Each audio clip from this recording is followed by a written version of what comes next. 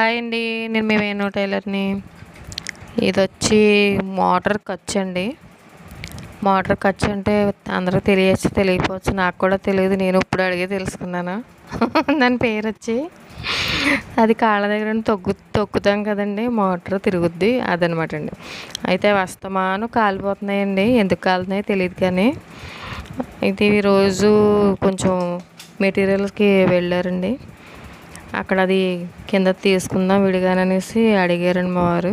అడిగితే దానిలో ప్లేట్లో ఏవో ఉన్నాయి మొత్తం మీద బిగించి, కాపర్ బ్లేడ్లు అంటండి. అవి విడిగా బిగించుకోవచ్చట. కాలిపోయిన ప్రతిసారి కింద సెట్ అంతా మార్చేయక్కర్లేదంటండి. ఆ బ్లేడ్లు విడిగా కొని తెచ్చి బిగిస్తున్నారనమాట అండి. బాగానే సెట్ అయింది, బిగిస్తూ ఉన్నారు.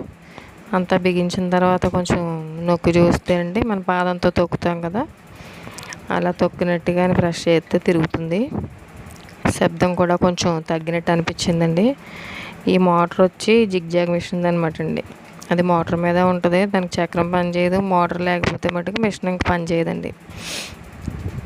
ఆల్మోస్ట్ అయిపోయిందండి బిగించడం. ఇగోండి ఇవేమో తీసేసినాయి అనమాట అండి. పని చేయట్లేదు. ఇవి తీసి పక్కన పెట్టేశారు. వాటికి 5 పడ్డాయండి. 5 కూడా కొత్త వేశారు.